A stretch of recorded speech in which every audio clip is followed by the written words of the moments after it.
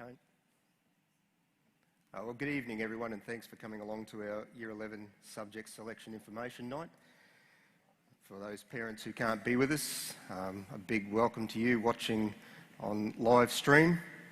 And to start this evening, I'd just like to make some introductions of some of our faculty heads. So Mr. Wayne Wall, Wayne, just stand up, is our Head of Science. Next to him, Ms. Sheridan Sims. Sheridan is our Head of Information Technology and E-Learning. Mrs. Kay Morley. Kay is in Head of our Humanities Department. Mr. Brendan Scewthorpe behind her. Brendan is our Head of Religion. Mr. Robert Green. Robert is in charge of the Industrial Technology Faculty. Over to Robert's left, we have Mr. Andrew Lawrence. Andrew is our Vocational Education Coordinator. Mr. Peter Reddy, Head of Physical Education. Miss Leanne Handley is our Head of Visual Arts. Up the back there is Mr. Jack Ingram. Jack, give everybody a wave. Jack is our Head of Music, and standing next to Jack is Mr. Shane Pearce, Head of Identity. Of course, you all know Rob Corboy, our Principal. So can I start this evening by saying, well, pretty much with a premise, I'm not going to choose your son's subjects for you. Every year I think I'm asked that question, what should he do? And I can only provide a general guide into that based on the knowledge of the systems and the structures that are in place in Queensland. But at the end of the day, that particular choice will come down to him and yourselves. And it's a partnership that really needs to take some consideration and time, because this is a daunting phase for your son. It's probably a daunting phase for most parents as well. But the more that you sit with each other and discuss the options that are available and read over the documentation that your son has collected today and also again tomorrow, the easier those decisions will be for you. What I can say is that I will certainly help you along the way, and the heads of department will also help you along the way to try and make sure that those decisions are the correct ones. Now, I'm probably going to give away some aspects of my age here, but I've been doing this particular presentation for about 15 or 16 years, and the heads of department were up the back just before having a joke, do I still have that stupid cartoon to start the presentation? And I'm stuck to my guns for 15 or 16 years. I'm going to stick to my guns now and say, yes, I still have that stupid cartoon to start this presentation. And while they may chortle under their breath at me, I still believe it's a pretty good analogy. So I'd like to share this cartoon with you as a starting point. Lucky skunks, I hate this desk job. Okay? Now, nobody ever laughs because it's not particularly meant to be funny. But from terms of a perspective of choosing subjects, if you can take away the message of this cartoon tonight, you're probably going to hold yourself in pretty good stead in regards to making the right decisions. If your son becomes that wolf, sitting at that desk, looking out the window, watching what the other wolves do, chase deer, run in the mountains, hunt elk, he is going to be miserable. You will be miserable, and his teachers will be miserable. Wolves aren't meant to sit at a desk. So my statement to parents is always, make sure your son can find his inner wolf. And if he can find that and choose subjects that help promote that inner wolf or suit his personality, then things will be a whole lot better for all of you. Okay? Is he a musical wolf? If he is, he's got a multiple option of music subjects that can choose. Is he a mathematical wolf? Then get him to choose Mathematics B, Specialist Mathematics and the Physics. Is he a humanities wolf? There's philosophy and reason, there's psychology, there's modern history, there's geography. Those things will appeal to a humanities wolf. So if you can narrow down your topics and searches to that main philosophy, then again, he should be okay. And we'll meet some boys later tonight, and they are all different wolves. There is a mathematical wolf there, there is a vocational wolf there, there is a musical wolf there. Okay? And they're all doing okay, and they all go on to get the jobs in the industries and the careers that suit them. So please, as corny as that particular cartoon is, if you can focus on that as a major point of interest It's well worth doing. But with all of that said about wolves and what your son wants to do, there are also some practicalities in regards to what he needs to do. And we have a broad selection of subjects here at the school to try and cater for his individual needs. In regards to the different subjects, there are compulsory subjects, ones that he has to do, and there are elective subjects. And that's the first broad category. In regards to the compulsory subjects, he must do... I need to see my glasses, sorry. Compulsory subjects are those that have to be undertaken by all students, and for two main purposes. They will enable him to get this thing called a QCE, which is a Queensland Certificate of Education, and they'll enable us to address our role as a Catholic school and for him to address his Catholic identity needs. And in total, there are 3 compulsory subjects. The first of those is English or Essential English. The next one is either General Mathematics, Mathematics Methods, or Essential Mathematics. And the third group are our religious offerings, Study of Religion, Religion and Ethics, or the Certificate 3 in Christian Ministry. Now he has to do one subject from each of those particular groups. And again, they satisfy requirements from the Queensland Curriculum and Assessment Authority, and they meet our particular requirements as a Catholic organisation. The elective subjects, on the other hand, are those chosen by your son to fulfil the following things: his university ambitions, his career options, his trade, or his workplace ambitions. There are 3 elective subjects that he can choose, and that will give him a timetable that consists of 6 subjects in total. Now, some boys do 6, others do 5 in a study line, but I'll talk about those at the end of the day. But essentially, he has to choose 6 subjects to fill his 25 lesson per week timetable. In regards to the different subjects, there's the range that we offer at St Brendan's College. And I'll go through each one of those individually so that you have an understanding of how they fit into the scheme of things. The general subjects, well, they're the ones that could be best described as tertiary or academic subjects. They're the subjects that more than the others will contribute to university placement if your son is an academic wolf and wants to pursue that particular endeavour. Sometimes you'll hear the general subjects referred to as the ATAR subjects, because they're the ones that are used to determine an Australian tertiary admissions rank, which is used for entry into a particular university. And I had all the grade 10s with me this morning, and I had 6 boys out here, and they were not so much talking about general subjects, but they were talking about ATAR subjects. And this is a list of general subjects or ATAR subjects that your son can choose from. If he wishes, he can select 6 of those. If he wishes, he can select 1 of those. If he wishes, he can take 5, 4, 3, whatever it may be. There is no limit to the combination of subjects that he can choose. Right? So please bear that in mind. Right? And all of those particular subjects, as I said, contribute to this ATAR, which will give him a score to get into university. So what is the ATAR? It's simply a number, and it's a number between 0 at the lowest and 99.95 at the highest. And if we look at the ATAR scale, it starts at 0 up to 99.95, but there are 2,000 rungs on that scale, and each of those rungs is separated by 0.05. And when I presented this to the boys today, they said, "These guys have got no idea what they're talking about." I said, "What do you mean?" One of the kids said, "Why don't you just round it up to 100? And I said, "That is a fantastic question." So I put it out to you, why don't they round it up to 100? Would anyone like to be put on camera and in front of all these other people and make a suggestion as to why we don't round it up to 100? Wanted an even 2,000 rungs? Pretty much. That's not bad. Any other reason? No?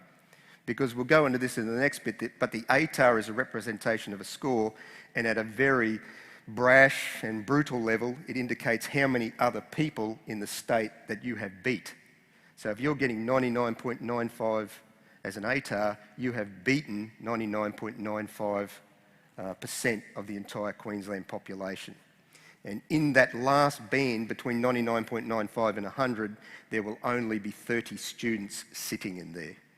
So from about 60,000 Queensland students, that last rung between 99.95, 30 boys are in there, and they don't differentiate down to the last 30 to see who is the best and who has actually beaten 99.99% or 99.999%. But that's the way it works. So in regards to that, as I said, it's a measure of achievement in senior schooling.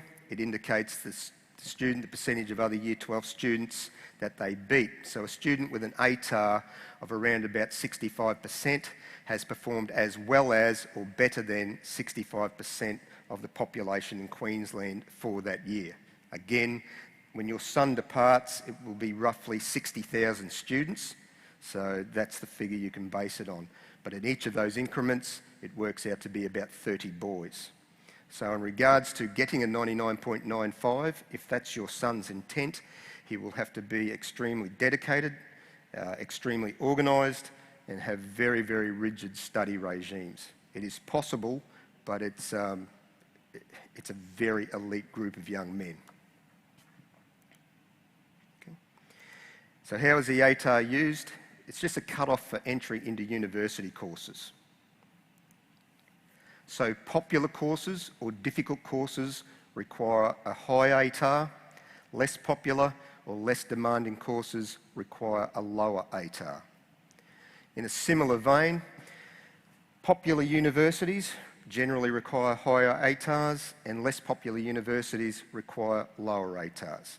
The University of Queensland is the most prestigious university in Queensland, and therefore, if your son wants to take a course at that particular university, he will require a higher ATAR than what may be required for a rural university like the Central Queensland University or James Cook University. Likewise, if there's a particular course that is very popular at the time and he wants to go into that, it'll require a higher ATAR. Forensic science. About 20 years ago, you could get into forensic science with an ATAR equivalent, and back in those days was an OP of around about a 15. And that equates to something nowadays to an ATAR of around about 60. All right? When CSI Miami and CSI New York and all those particular shows started up, everyone wanted to be a forensic scientist. All right, so the qualification or the ATAR to get into the university dropped from about a 14 down to a 3. And it wasn't that it required students to be exceptionally diligent or exceptionally academic, it was just popular. So be aware of that fact when your son is choosing subjects for university as well. Here's a couple of examples of ATAR subjects or university subjects and the equivalent ATAR that may be required to get into them. Likewise, the old OP scale is there for those people that are familiar with that and want to try and equate it to something. Bachelor of Physiotherapy at the University of Queensland will require an ATAR of around about 99. But you can get into James Cook University to do physiotherapy with an ATAR of around about 87, 88. Okay? Again, it's the popularity of the course and it's the popularity of the university and where that's positioned. To put it in another perspective, here's some other ATAR examples for you. Okay. Now, if anyone takes a photo of that, you'll have to burn that image after leaving here because that's just my interpretation of it. It won't be endorsed by the Queensland Curriculum Assessment Authority or any other organisation in the state. But from working with Year 12 boys for a long period of time and trying to take the old OP scores and relate them to something in an ATAR, this is probably close to what will be the expectation. Okay? So if your son is looking for something above a 95, then he pretty much needs solid A's. Right? You can get a 93 with lower level A's, All Bs were generally around about the 78. Now your son has some university entrance documents. They were provided in his day pack, and if you have a look at them, they will often put the ATAR expected to get into those particular courses. And a 78 will get your son into a wide variety of courses. So if you're trying to equate this to actual grades, that's probably a pretty good benchmark. Now, while I mention all those things, he won't just become ATAR eligible by the fact that he is entering senior school. There are a number of things that he needs to do. And to be eligible, he needs to attain a passing grade in an English subject, and that is either English General or Essential English, and that needs to occur in Year 12. In conjunction with that, he needs to study 5 general subjects. That was a list I put up before, in Year 12, or what we call Units 3 and 4. And another name for the units is simply, well, for all intents and purposes, semester. So he does 2 semesters at Year 12 of 5 general subjects and passes English. He will get an ATAR regardless of those particular results.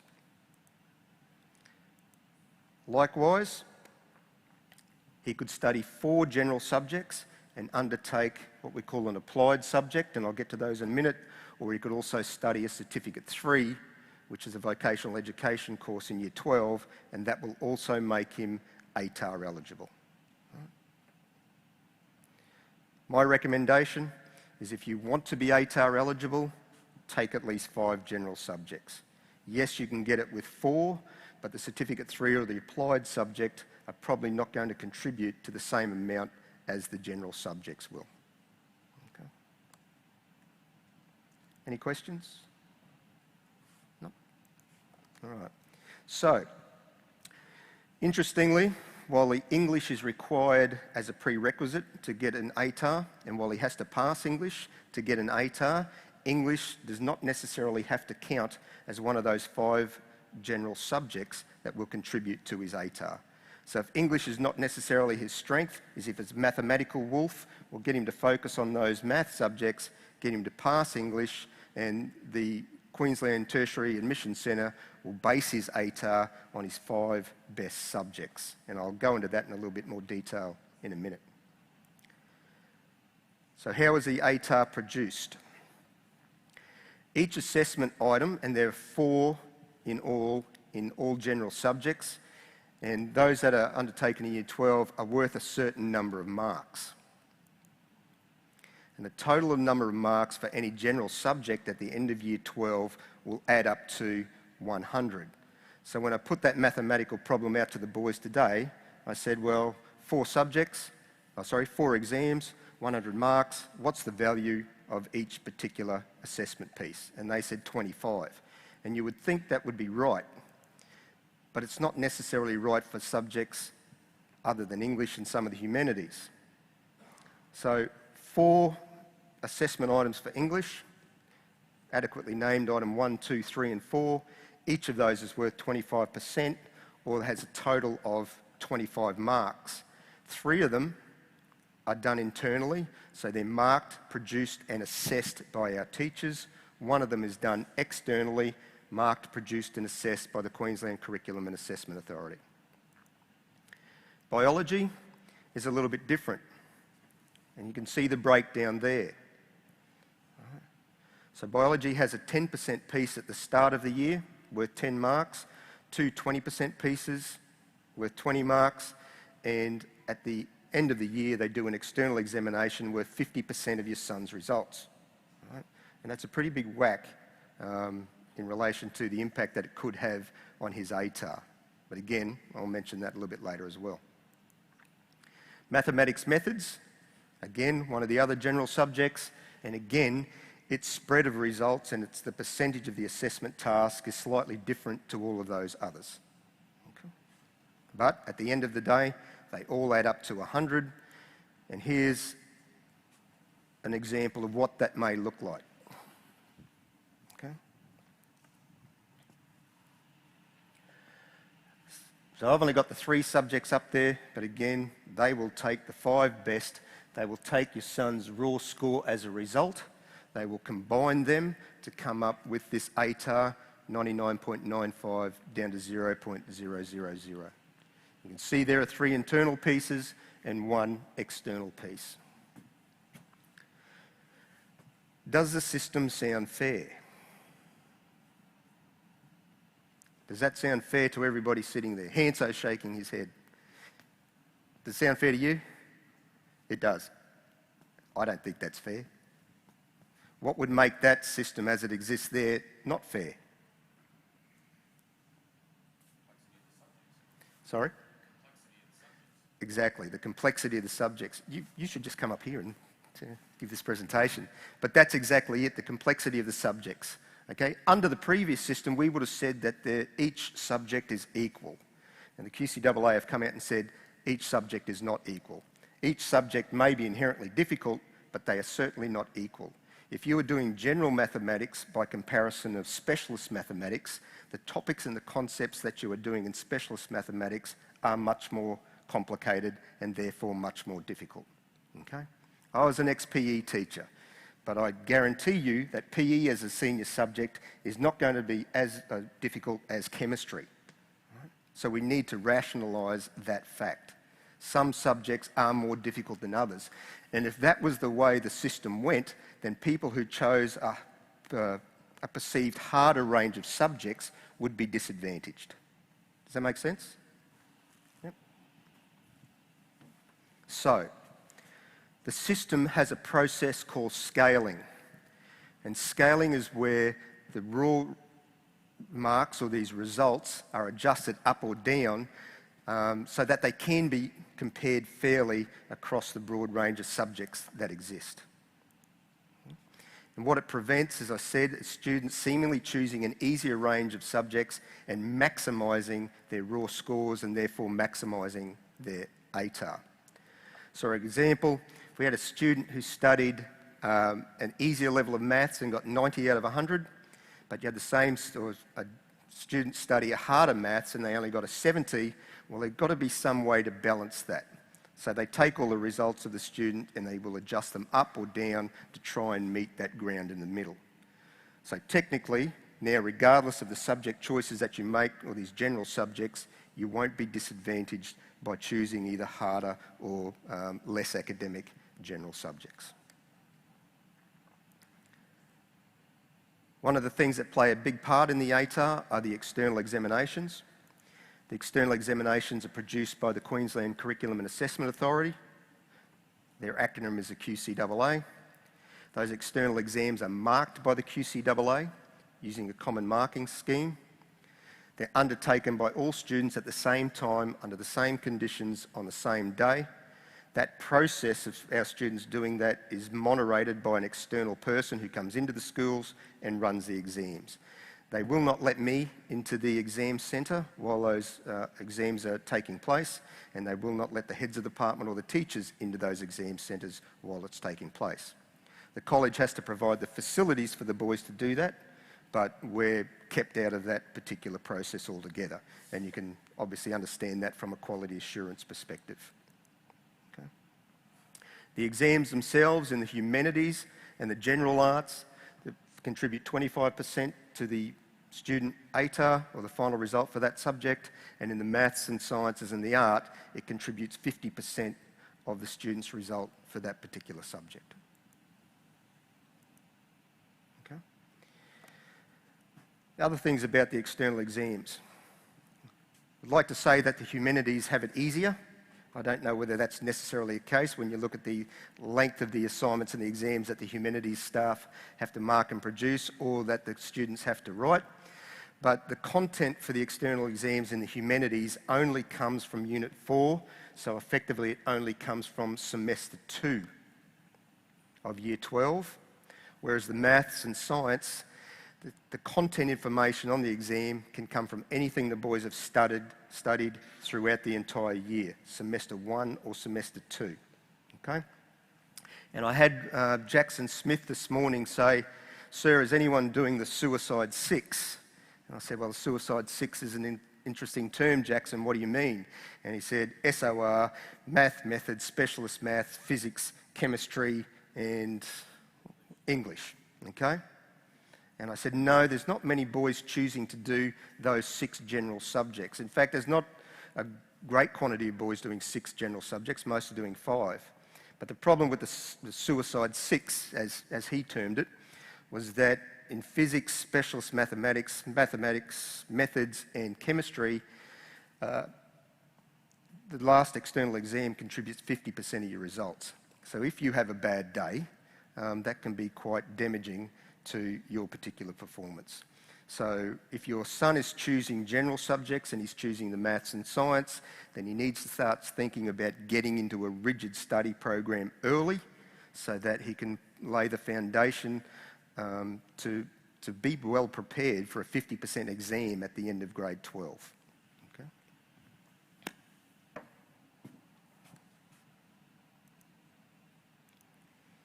External exams. This is new to Queensland. We haven't actually experienced this yet. Previously, our grade 12s would stay up to their valedictory day and then depart the school to a fanfare of students and parents. With the external examination system, our boys will basically finish their formalised classroom learning at the end of week 3 after the September holidays. At that point, they will shut down and they won't even be on campus. Local boys will go home, boarders, we've still got to look at arrangements for how we do that, but for all intents and purposes, their learning stops. That exam block for those general subjects then runs for about 3.5 weeks. So looking at the exam schedule that was released for this year, we actually have boys who will be undertaking exams on the Wednesday, 3.5 weeks after the grade 12s have actually left school. So they will come on site, go under those invigilation systems, and they will do their exams. But for the 3.5 weeks prior to that, they may not have stepped inside this college. We'll be looking to set up study centres and routines for them to come in and work with their teachers and their heads of department, but you know, it is a really different approach to education in Queensland. So, that's the general subjects. Our applied subjects, back to that next category. The applied subjects could be described as non-ATAR subjects. They're generally more practical, they have less of an academic demand, and they're geared towards general life skills or the provision of basic work skills. Okay. And we have 5 of them on offer. It's essential English, essential mathematics, religion and ethics, visual arts and practice, and aquatic practices. We get a lot of boys doing those particular subjects because it helps meet the QCE requirement, but also a number of them, it meets their particular special interests. The applied subjects, if your son chooses one of those, RE for example, he does not have to do an external exam. He will still have 4 internal assessment items per year, and he's marked on a standard schema and allocated an A to E result rather than that raw number that's given for the general subjects. Third category, vocational education and training. Our VET subjects, when you read any of the literature, are known by a wide range of names. They can be competency-based, module-based, certificate subjects, or trade subjects. And you'll see that terminology throughout the documents that your son received today. The VET subjects are precursors for the apprenticeships, and they align directly with industry standards. So if your son selects one of these subjects and does it here at school, he will then continue that if he goes on to get an apprenticeship at a later stage. VET subjects, like applied subjects, do not have the external examinations.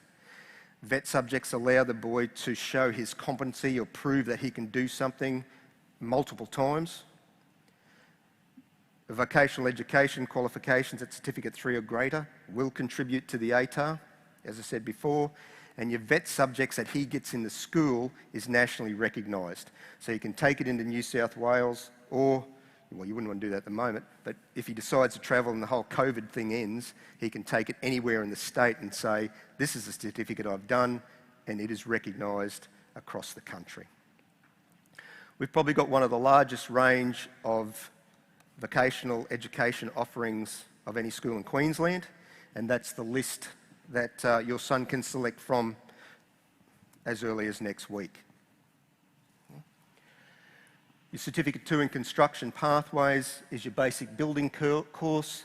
Furniture making is, as it states, timber furniture making or cabinetry making.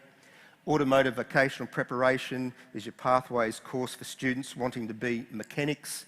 Engineering pathways is for your son if he's interested in being a diesel fitter, motor mechanic. They look at welding, they look at metal fabrication, metal cutting, those types of activities. Certificate 2 in Tourism will provide your son with a responsible service of alcohol, a barista certificate, a gaming licence, all of those things that will enable him to work in clubs, bars or restaurants. And it's a good one to have up his sleeve if he's thinking of going to university and wants to accompany that with some works-based skills. Certificate 2 in Rural Operations is our agricultural course. Certificate 3 in Christian Ministry looks at the development of faith. Certificate 3 in Fitness is a precursor for your son to work as a fitness instructor in a gym. The Certificate 3 in Aviation is new to our offerings this year. It's a remote pilot, so your son will learn the practicalities of using drones, flying drones, and the safety requirements around that, which can then be used in, again, a wide spectrum of industries like entertainment, media, agriculture as well. And the last is a Certificate 2 in Electrotechnology, and that is a direct precursor for the Certificate 3 in Electrotechnology, which is the apprenticeship course for anyone wanting to become a qualified electrician.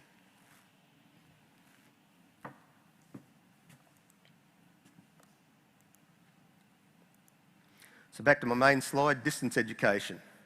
Just because your son's enrolled with us doesn't mean that his teacher has to be on site or working here.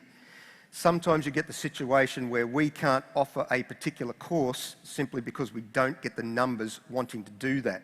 And that generally happens just about every year.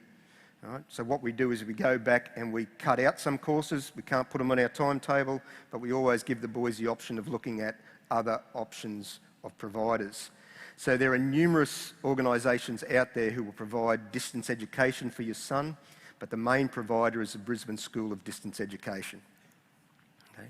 They will provide your son his course books, his assessment schedules, his work materials, all the planning documents. They will send his assessment, they will mark his assessment. He will have online lectures with a set teacher from the Brisbane School of Distance Education, but he will undertake his learning in the college library.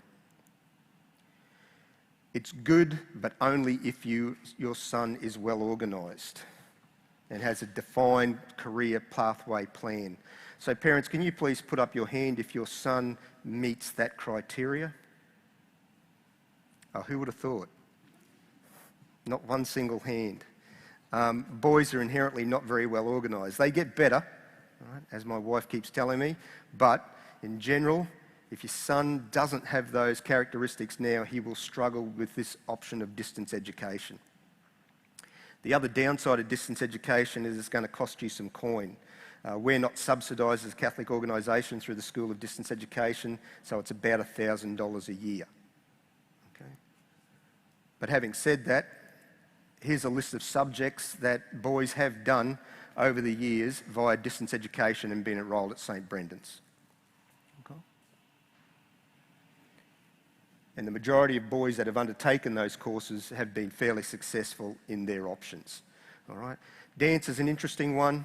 We don't get a lot of boys wanting to do dance, but there was a boy who was obviously an artistic wolf. That's the direction he wanted to take, and he ended up doing that particular course and did it very well. He's now working for a company, or he actually runs his own company working in Southeast Asia, organising dance trips and dance troupes through Southeast Asia, and is doing very, very well. Again, that's what he wants to do. We can put the parameters in place for him to do that, and we welcome the opportunity to be able to do that as well. Music certification. If he's a musical wolf, he's got a lot of options of what he can do there. The first of those is private music tuition. So a lot of your sons would currently be learning the drums with Darcy Walker, or learning the guitar with Corey Owens, or doing vocal with Jack Ingram, or piano, whatever it may be. He can continue to do that as one of his subjects. Right? So he can have 4 hours a week over in the music centre. One of those lessons will be directed by the music tutor, and the other 3 lessons he will be put up with a program for music. In a similar fashion, if he wants to take it one step further, he can enrol in Music Theory and Performance course, which enables him to be assessed via organisations like AMEB, the Australian Music Examination Board, and he would take on a certificate course, grade 5 trombone, grade 6 clarinet, grade 3 vocals, whatever that may be.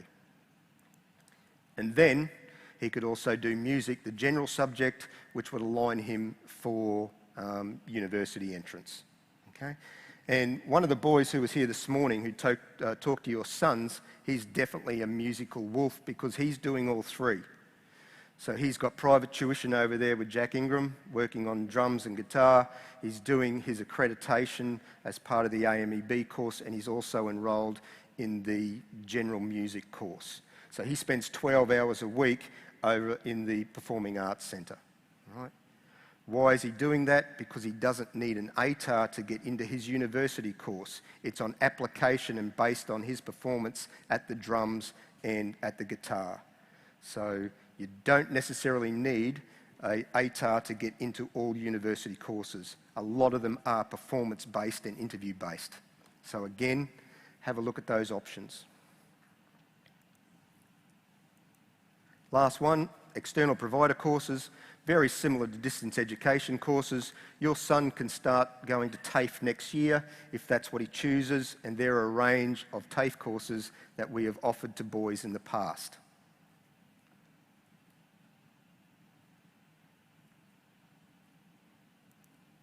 Okay. The TAFE courses are full fee paying, but because your son is enrolled in a high school, he gets significantly concessional rates. It will require him to go to Rockhampton, CQU, generally 1 day a week. And we only allow your son to participate in one of those certificate courses because all those other vocational education courses I put up there before, about 9 of them, they're the same thing. Right? So what we offer at our Cert 2 and 3 level is exactly the same as what the TAFE will be offering at CQ University. If he wants to start university next year, he can. Again, it's a full fee-paying courses, although again, the universities will provide significant discounts for your son to enrol in a course. Looking through James Cook University guides today, annual fees are somewhere in the vicinity of $9,000 to $10,000 for a course. Your son can likely enrol for around about $4 or $5 in a individual course, not his entire time at university. The CQU have a thing called the SUN program, which means Start Uni Now, and there's a list of some of the options that are available.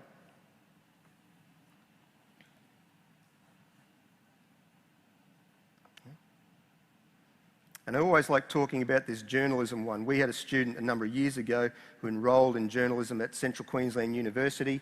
He did 1 semester and then came and saw me and said, "Sir, I need to change subjects. I don't want to go to university anymore." And automatically when I tell people that, they will think that he failed. He actually got a distinction for his time there, but what it showed him was that journalism wasn't where he wanted to be. He's now an engineer working for BHP. Okay? But he had to go through that particular journey while he was at school to work out what he didn't want to do.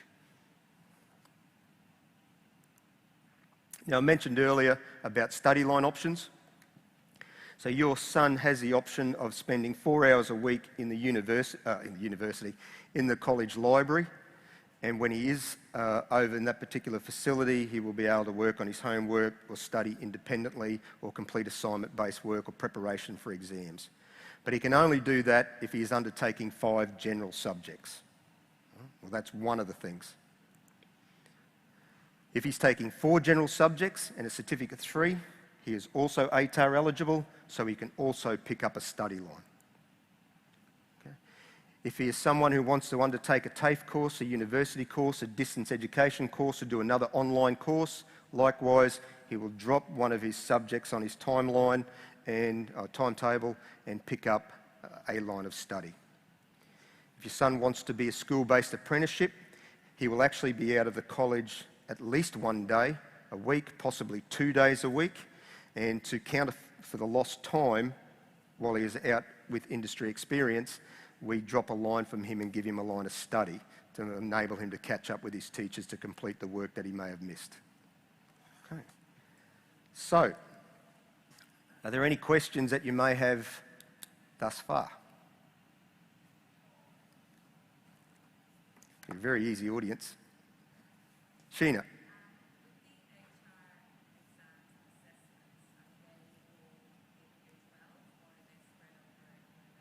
Now, all of the ATAR external assessment is conducted at the end of Year 12. Okay? In Year 11, your son will still undertake 4 assessment items for each general subject that he's enrolled in, and those 4 assessment items will reflect the ones that he will then do in grade 12, if that makes sense. So if he does an assignment in grade 11, because he's doing an assignment in grade 12, the genres will be the same, the word limits will be similar, those style of things. Yeah, in preparation. If the student chooses a set of subjects that suddenly don't make sense, how long have they got before they can make a change? Oh, about 3 minutes. No, look, we're still changing boys now.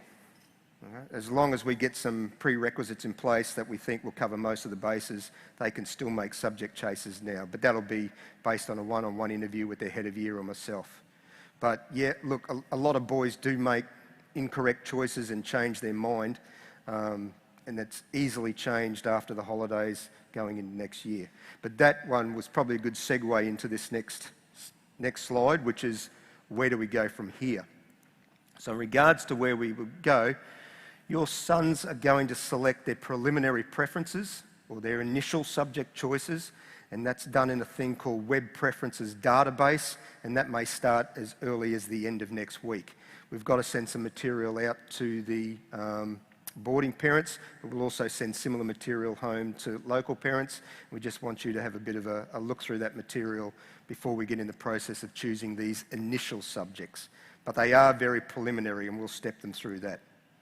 Once they've picked their initial preferences, we'll send home information about what they've selected to you and the choices that they've made, and that will be for your consideration. And once you get that particular document, you can sit down with him and say, well, look, I really think that this is a better option for you, or here's a better way to go about doing it. So we'll try to keep you informed as much as possible throughout. Once you've got that information, you can change their subject choices online. So they'll enter them online, you get the information home, you and him can change them again online, and then they will sit down with us or each member of the college leadership team, and we will produce a set plan. And a set plan is a senior education and training plan. So the idea of doing that is so that we can match their subject choices with what they're thinking of doing. All right? So if someone comes to me and says, I want to be an electrical engineer, but he's doing all applied or vocational education subjects, we'll say, mate, this doesn't work. Electrical engineer is a university-based course. You need an ATAR of such and such. You need to at least be doing this range of subjects. How about we go back and contact mum and dad and then have a discussion about what will and won't work. After we've met with them, I then take all of the preferences, because your boys will rank them in order from 1 to 6, 1 being the one that they most want to do, 6 being one that they're least inclined to do. We take that information out of the web database and we put it into the timetable program. We run a magical algorithm, and then voila, everyone gets all the subjects that they want. Okay? And I see Kath laughing because she knows that that's just not true. We run the algorithms to try and give everyone as many of their first options and choices as they can. But again, you can't always do it. All right? So once the system, the algorithm produced and the timelines and the timetable is there, we will then send you home another letter and say, based on everyone's preferences in the school and based on our timetable, here are his 6 subjects that we've enrolled him in. And when you get that letter, you can ring me up and say, Paul, I don't think that's going to work for him. Is there another option here? And again, we can step through that particular process as well. Okay. And then, boys still change subjects. Okay. And as I said, that's still happening now. But we try and put the parameters in place so that those changes are not going to be too detrimental for them. Okay. And that's the process. Does anyone have any questions about that?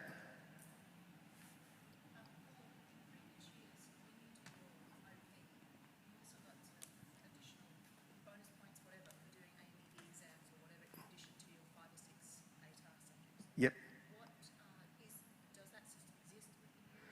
That system exists, and Jackie Russell, our careers counsellor, might be able to provide more information on that. But there are certain universities that were offering extra OP points. I don't know how it impacts on the ATAR if your son did certain subjects. So if your son was studying specialist mathematics, then he could get a reduction of 1 OP point by doing that. Languages was another one. They were looking to get students into university courses studying languages. But I don't know, Jackie, have you heard anything from the universities about?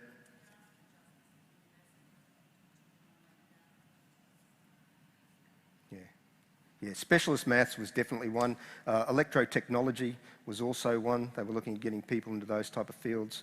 And music may have been another one, Jack, as well as specialist mathematics. But I'm not sure where that sits at the moment. The literature from the universities is probably the place to direct that. Others? Can I just ask how long the ATAR lasts for? Because there's lots of different variations of that in terms of if you don't have a child that goes straight into university and has a gap year for 1 or 2 years, do they come back and use that ATAR, or do they go in as an adult entry anyway? Once you've got your ATAR, it's there. So I say to boys, if you want to go to university, well, do the hard yards now and get the ATAR because it exists. It's always going to be there. Well, the OP was always going to be there as well, but technically speaking, that university entrance score is still there and it is still operational. Okay? Your son can apply for adult entry into university courses at a later stage, but the easiest thing to do is have it there and go, okay, well, I've got an 80, I need a 79 or 78 to get into this course, so I should get accepted.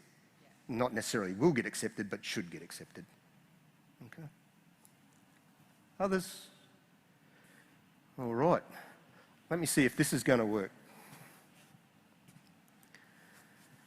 Do I have a panel of experts out there? I see 2 experts. Blake Conway, are you there? You're a 3rd expert. Up you come.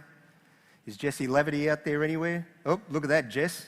On cue. Ladies and gentlemen, turn around because as I said it, Jesse is walking through the door, tying up his tie from swimming training. Who's missing? Lachlan Frankish. He'll be here. Yeah, he will be here? All right, it's all good. Mr. Jorgensen, have you got those mics for us? There they are.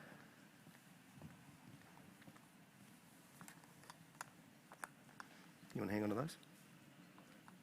Not really? Do you know how to work that? All right.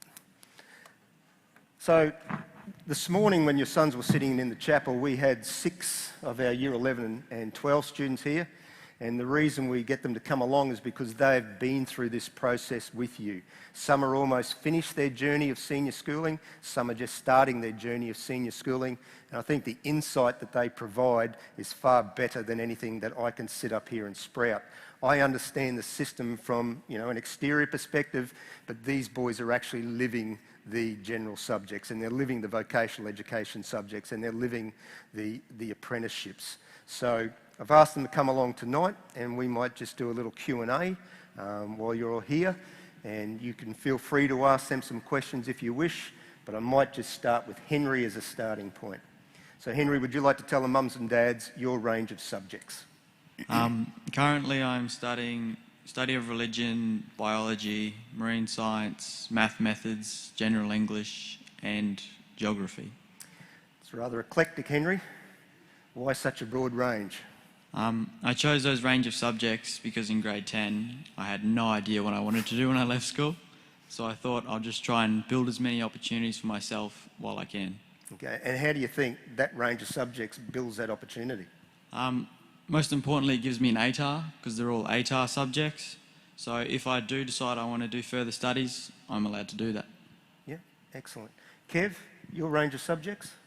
I do study of religion, general English, digital solutions, math methods, specialist math, and physics. Yep. And ideas about what you might like to do when you leave us? It's still all up in the air at the moment. I'm still working it out, but I was looking at actuarial science, and I was looking at law, and I was looking at psychology. But yeah, I've still got time, I think. But Kev, you don't do legal studies and you don't do psychology, so has that impacted on your ability to get into university? No, it doesn't. The prerequisite for a law course would be just general English, or if I was going to do an actuary, math methods is great for that, and specialist is like an assumed knowledge sort of thing that they cover there. Yep, and that question about the suicide six this morning was generally aimed at you, and when Jackson asked you that, you almost fell out of your chair backwards. Would you... I don't recommend doing the suicide six. I nearly do it, but I do digital solutions instead of chemistry. I know a couple of boys that do the suicide six, and they've said many times that they're struggling with the workload. It's just a lot to get on top of. Yep. You need the right study schedule to do that as well. Yep.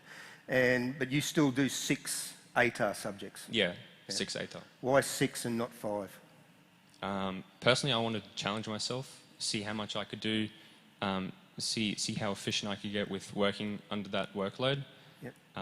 And seeing what I could achieve. Excellent. So in regards to that workload, how many hours a week would you be devoting to study? I would say it's around like 15 hours. Sometimes it's 20 hours if it's like assignment time or exam time, Yep. but around that range. Yep. And are you nervous about the external examination? 100%. Yeah.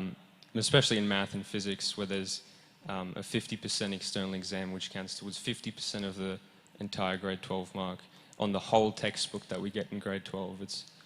It's an unbelievable amount. Yeah. So in regards to studying a whole textbook, how do you go about doing that? How do you go about preparing for that exam? Just going back through the chapter reviews and talking to your teachers and Lachlan, up you come. and making sure, especially you talk to your teachers and get perspective and do mock exams and go back over the work and meet up with friends after school and study with them. Okay, thanks. We might pass it over to Jesse. Jesse, can you share with us your range of subjects? So I do physics, biology, methods, English, and SOR. And that's only 5? Yeah. Yep. What do you do on your line 6? So yeah, I got a spare on line 6. So that's just in the library. Go in there. It's called a study. Yeah. Do you find that beneficial? Oh yeah, absolutely. Yeah. In what way? I can get a lot of homework done in that hour, and that frees up my schedule after school and before school. Yep. So when you get after school, you're drinking margaritas on the beach and that sort of stuff, or what's going on after school? Nah, That you need that time. Training. Okay. So you do have a life outside of school, Believe it or not, yeah.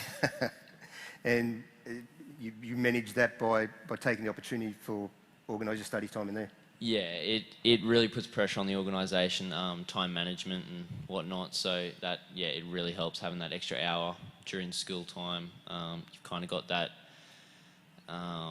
motivation to actually get in and get some work done. Yeah, but are you doing 15 to 20 hours like Kev yet? I haven't really counted, to be honest. I mean, Kev was pretty, Kev's very well organised and very rigid in regards to that sort of stuff, and will schedule his time. Do you find you get hour blocks or 2-hour blocks to study, or how do you operate? Yeah, so I kind of go off like a week-by-week basis because weekends are probably my most beneficial time. I can get a lot done in a big block, keep my train of thought. So it kind of goes on a week-by-week basis, what I've got on the weekend, and if I've got an afternoon spare on during the week, I'll use that. Yep. Solid, yeah. Thanks, mate. Now, you didn't always have 5 subjects and a spare, did you? No, I did not. No, you did not. What happened there? So I was doing specialist math. It was a subject that I'd chosen, but due to limited numbers, we weren't able to hold that here at the school, so I did that through distance education. And I was doing that up until the end of we finished Unit 1, and I wasn't happy with doing the subject, and I looked at my options, revised my options, and decided it wasn't worth it. What was difficult about the distance ed? Probably the extra workload and not being able to consult with your teacher. Yeah, okay. So that contact with your teacher is important in grade 11? Oh yeah, absolutely. Yeah, okay. Thanks, Jess. Maybe pass it over to Lachlan. Lachlan, you want to tell us about your subjects? I'm doing general maths, general English, Cert 3 Christian Ministry, and a Cert 2 in automotive, engineering and tourism. Why those subjects? I was leaning towards going to university before heading into grade 11. Like in grade 10, I was thinking about it, going and doing like an engineering course or something. But I realised that in grade 10, art school isn't really my thing. I'm not too keen on it, so I chose subjects that would get me more in towards the trade side of it. Yep. What trade are you thinking of doing? Somewhere in the mechanics field, like diesel fitter, general mechanic or something like that. Yep, so hence the automotive? Yeah. Do you find that that course gives you a good insight into what the job will actually be like? Yeah, it does, but it's not too in-depth. It just covers a lot of the basic things, like something that you could just go home and do on your car, Yep. sort of thing. So you're still doing general maths as well? Yeah, I'm still doing general maths. How do you find the level of difficulty for general maths? General maths is pretty good as long as you stay on top of your class and your homework and stuff like that. Yep. And how does general maths compare to the work requirements for your vocational subjects? Oh, it's pretty different. Yeah? A lot more in maths compared to the certs and stuff. Yeah, and what's a general, what style of work do you have to perform for the certs? Because there's a theoretical component as well. Yeah, mostly in the cert courses, like for engineering, we had a little booklet, 30-page booklet for each unit that we were doing. Yep. And just had to do that, but you could sit down and do that whole booklet in an hour. Yep. So again, if you keep on top of it and use your Yeah, time. it's pretty easy. Okay, thanks, mate. Blake, you do a similar range of subjects to Lachlan, is that right? Yeah. Can you outline again your subjects for the parents? Essentials English, Yep. General Math, Cert 2 in Engineering and Construction, Yep. and Spare, And a spare. So do you want to tell people why you have a spare? because I got an electrical apprenticeship. Okay, and who is that through? Seeky Solar and Electrical. Yep. So what does that mean for you, your life at school? It's kind of busy. It's kind of busy. Yeah, because I got to catch up on schoolwork that I missed for the 2 days that I'm out. Yeah, so you're out 2 days a week under your apprenticeship? Yeah. Yep. So the study line obviously helps with that somewhat. Yeah, it does. Like, I don't really miss much work. It's only math, really. Yep. It's only maths. That's all. Mr. Grieve, did you hear that? Where's Mr. Grieve? Oh, there he is. Yeah. So how do you catch up on the work though? What do you do? How do you organise your time? Just do the work that I missed in my spare. I only miss one class of math and one class of English a week. Yep. On the 2 days I'm out, I've like planned that so I don't miss as much. Okay. And do you enjoy the apprenticeship? Yeah, it's good. Yeah. So what type of thing have you been doing in the work industry? Fair bit of solar, Yep. electrical stuff. I don't know. Yeah, Trying to think. Yeah. Now, speaking of electrical stuff, when you started at the beginning of this year, we didn't offer the certificate to an electrotechnology. Yeah. But is that the course you're doing as part of your apprenticeship now? Yeah. Yep. And will you finish that course by the time you finish grade 12? Should do. Yeah. Yeah, the certificate 2 component, and then you'll go on to the certificate 3. Yeah. Yeah, and Mum tells me you're in Gladstone yesterday working. Yeah. Yeah. So how do you? I mean, what time did you get back last night? 6:30. Yeah. And then straight back into boarding, back into study. Yeah. Yeah. So things are pretty busy. Yeah. Yeah. Right. Speaking of busy, Henry, are you busy? Yes, I'm relatively busy. Yeah. My ATAR subjects aren't the hardest of subjects, but the amount of content there is certainly more than there has been over the past, like such as grades 10 sciences especially. Yep. So how do your teachers accommodate that? Well, most things are online these days as well, so for marine science and biology, all the PowerPoints and information we've just learnt will be uploaded. So when I go back to the dorms in the afternoon, if I feel like I've missed something or I need to catch up, I can just revise through that. Yep. And Kev, you said this morning that you thought the amount of work that you had to get through in your mathematics subjects was pretty intense as well. Yeah, the rate at which the teachers progress through the textbook, I feel is a lot faster than what it was in grade 10 or grade 9 or junior school. Yeah. In a similar fashion, Jesse, did you find a big jump from year 10 to year 11? Yeah, definitely. The work is, it's a lot more, I guess, because it's broken up into the groups now, and it's more specialised, I guess, towards things. The workload is a lot higher, and what you're learning is a lot more difficult. Yeah. Yeah, and what strategies did you use to adjust to that? Anything in particular? Just keeping up with it, making sure that you understand everything as you're going through it. Because if you miss something, like Kevin said, the progression is so quick, it's very difficult to catch up. Yep. So I guess what you're saying is you can't cram on the Thursday night before the Friday exam? Yes, definitely not. Yeah. Have any of you guys tried that? Henry, you're smiling there. Did you try that once? Maybe put it back to Henry. Yeah, I've tried cramming a few assignments into one afternoon. Yeah, not good? Not the way to go. Thanks for that advice, Henry. Folks, do you have any questions for the boys? Anything you'd like to know that will help your son and the choices that you have to go through? No? Okay. Well, would you put your hands together, please, and thank the boys for coming along? And guys, if you just want to have a seat, we'll come for dinner in a minute. Okay. So I'm close to finishing now, folks. I'll be even closer if I can't find my glasses. Where did I put them? Oh, there they are. All right. All right. So there is one other component that I want to go through with you this evening before we wrap up, and that particular topic is the Queensland Certificate of Education.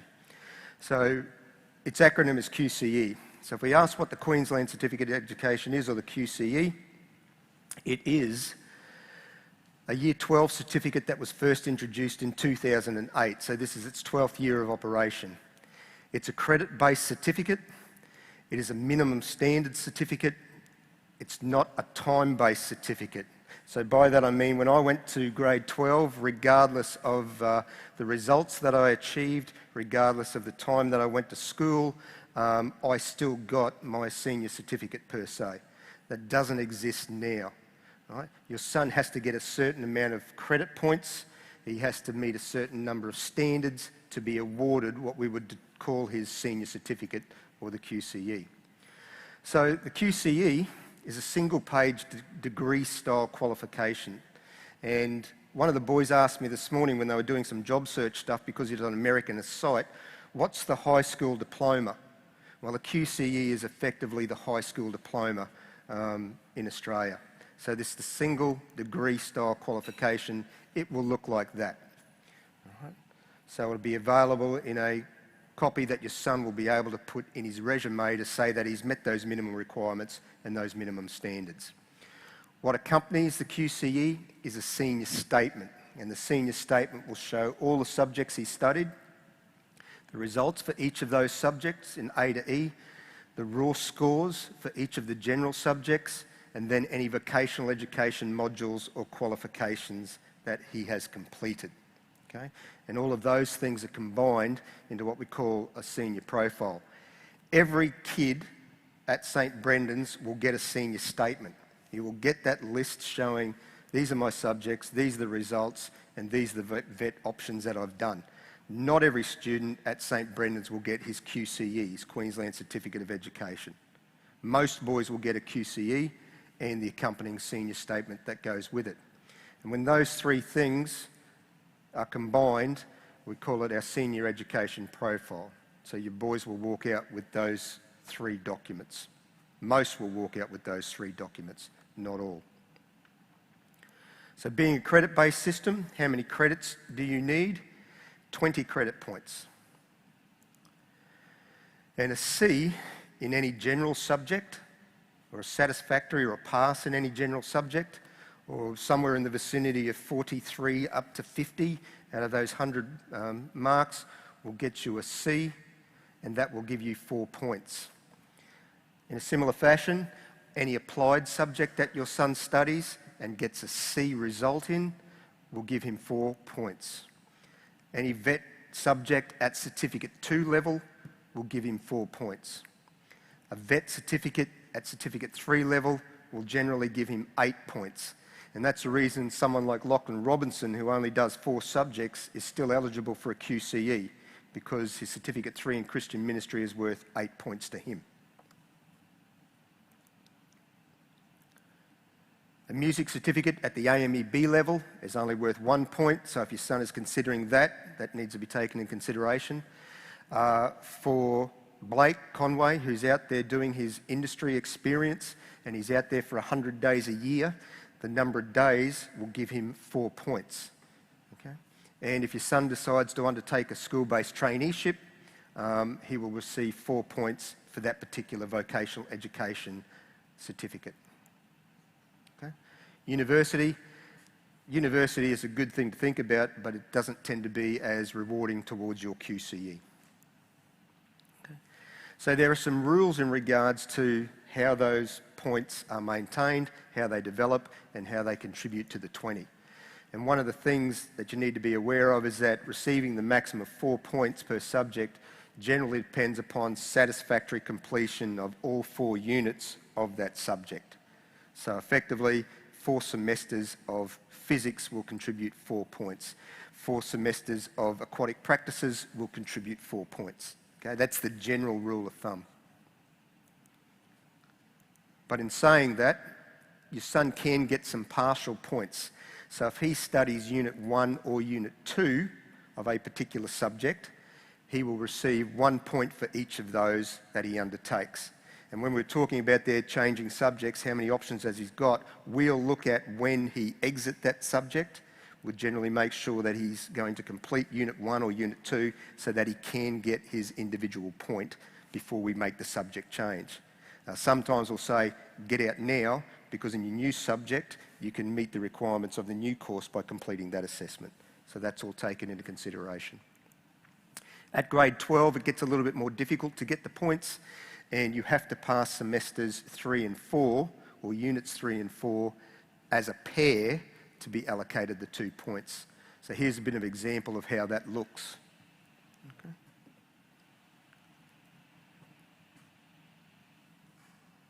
Now, the S's and U's, just to complicate the whole situation, at Year 11, your son is allocated a satisfactory, an S, or a U, unsatisfactory, by the Queensland Curriculum Assessment Authority, whereas when he hits Unit 3 and 4 in grade 12, he's given A to E results. We will still provide you A to E results at Year 11, but we just record to the Queensland Curriculum Assessment Authority the S and the U's. But you can see, here's an example. This boy was unsatisfactory for Unit 1, he was satisfactory for Unit 2, and then he passed Units 3 and 4 as a pair, and that gives him a total of 3 points. Digital Solutions, on the other hand, passed Unit 1, passed Unit 2, passes 3 and 4 as a pair, and he gets his 4 points for that subject. Okay. There's another example.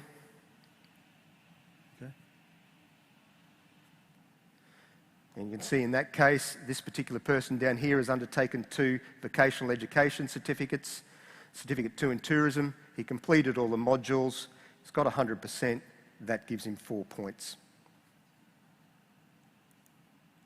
Okay. So what else is needed apart from the credit? You need a C, where you need to get this thing called a literacy requirement. And a literacy requirement means you have passed a unit of mathematics, unit of English at grade 11, and you've passed 2 units of English at grade 12. Okay. You also have a numeracy requirement.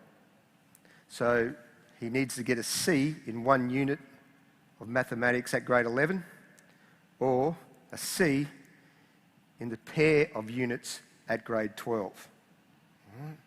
Hence, those compulsory subjects he has to do in English and he has to do in mathematics, otherwise we're not providing him the opportunity to meet the literacy and the numeracy requirement. What else? It goes on. 12 of his points have to come from core subjects in which he was enrolled for all 4 units, semester 1, 2, 3 and 4.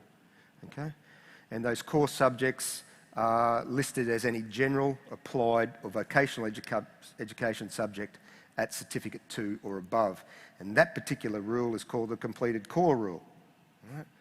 So you've got the credit limit of 20, you've got the literacy requirement, you've got the numeracy requirement, you've got the completed core rule.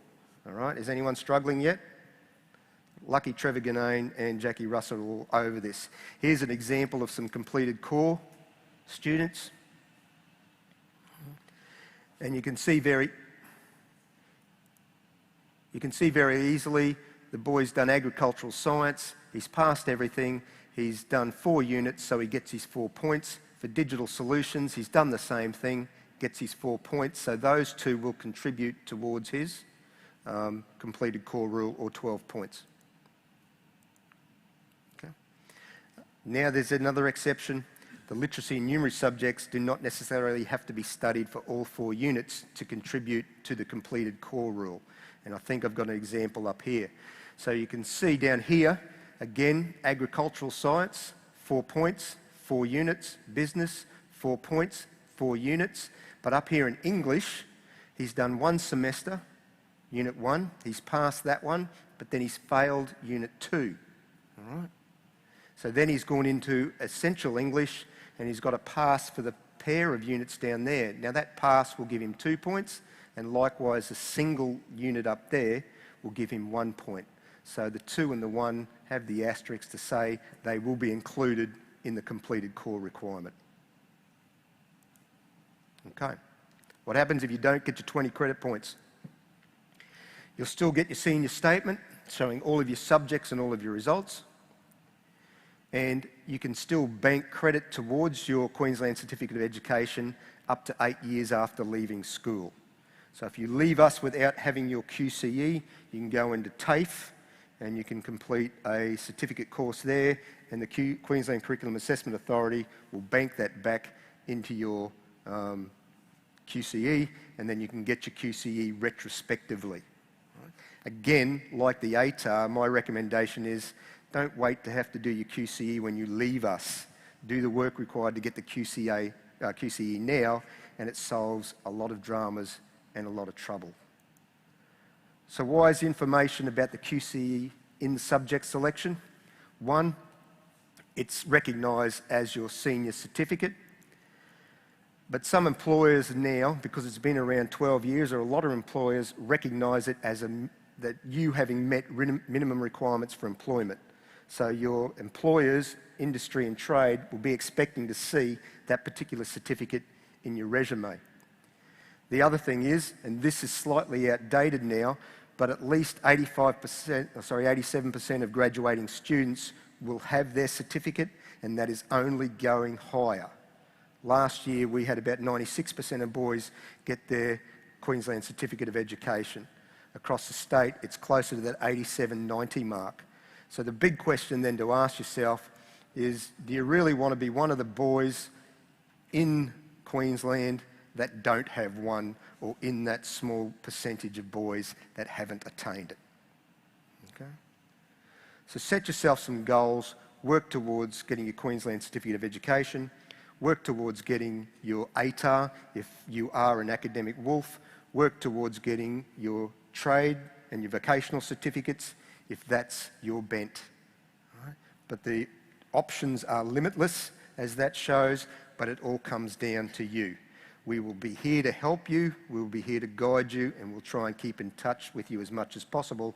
But at the end of the day, it comes down to you taking an interest in it and making the decisions based on your abilities and personalities. Are there any questions?